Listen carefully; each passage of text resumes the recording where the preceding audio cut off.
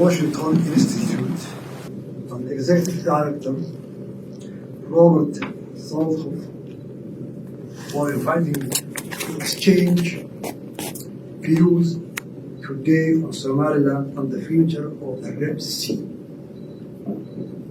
I also want to thank David Schenker for leading this important discussion and all of you for participating in this occasion.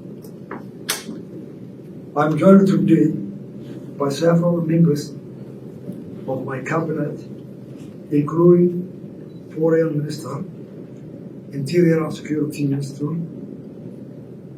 Minister of Information and Cultural,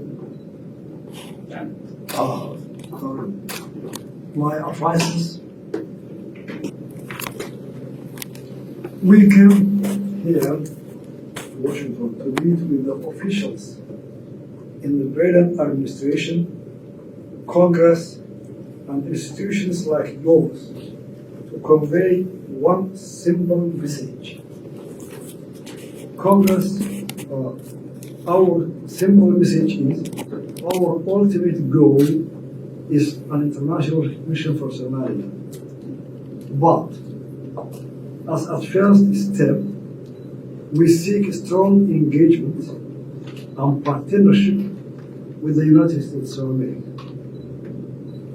I look forward to hearing your perspectives on recent developments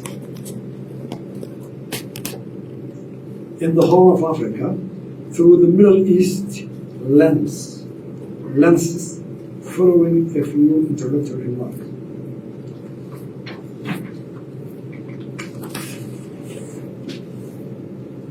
As the geopolitical environment in the Middle East and East Africa continues to evolve, Somaliland's contribution to maritime security and trade in the critical region are more important than ever before.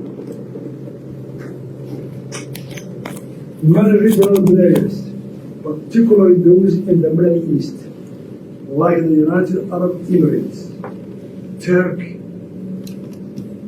Qatar, Iran, and global powers like Russia and China have increasingly recognized the strategic importance of having a role and presence in the Red Sea. As a foreign military bases expand and naval forces increasingly patrol in the Horn of Africa, countries that border the Red Sea and the Gulf of Aden are increasingly acting upon our common security challenges. Similarly, we are pursuing shared economic opportunities as a new infrastructure and trade flows reshape the markets. In many ways, the arbitrary division of the Middle East, the Indo-Pacific region, and the Horn of Africa has been short-sighted. Our countries have shared political, economical, and cultural ties for decades, if not centuries. For example, the export of livestock to the Arabian Peninsula has long been a cornerstone of Somaliland's economy. The Red Sea is one of the world's most vital global trade routes, through which a significant percentage of global shipping passes annually.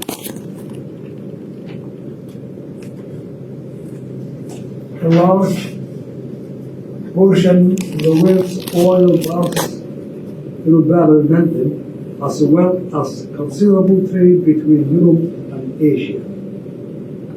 Somaliland, like all countries that share these waters, depends on the Red Sea for trade and transit. It is therefore only natural that a more comprehensive regional architecture would emerge to manage the challenges we share. We encourage that this is now happening. Policy experts and policy makers who focus on the Middle East and East Africa are coming together to address these matters. Somaliland has more than 460 miles of coastline along the Gulf of Aden and the entrance to the Red Sea. As such, and has much to contribute to the diplomatic dialogue among states that border this strategic maritime region. Our lack of international recognition should not be a reason for our exclusion from these efforts. As a more integrated diplomatic dialogue takes shape, economic integration is also accelerating, with Somaliland playing a critical role as an emerging trade and shipping hub. Last June, our government and Dubai-based port operator DANBEEYEY opened a new container terminal at the port of Khudbad. This marked the completion of the first phase of significant port expansion and modernization project. In October, DANBEEYEY and Britain's Development Finance Agency announcing plans to jointly invest in a new infrastructure in East Africa, including the construction of commercial corridors to Ethiopia and other inland neighbors. Thanks to the modernization of the port of Khudbad, the opening of a new international airport, and other new investments in the key sectors of our economy, Somaliland has become the most stable and reliable continent between much of East Africa and the world's major shipping lanes. As I noted at the beginning of my remarks, I came to Washington to seek a meaningful engagement and partnership with the United States of America. Simultaneously, we all have witnessed the deterioration of the political and security situation in Mogadishu. After nearly a decade of good intention by Mogadishu's partners and much U.S., United States, and international assistance, Somalia's government lacks legitimacy and lacks authority beyond Mogadishu. It remains a source of instability in our fragile region.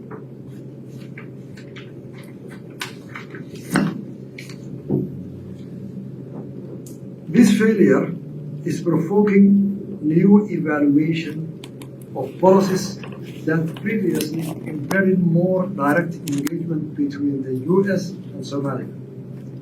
We heard this firsthand over the course of the past week.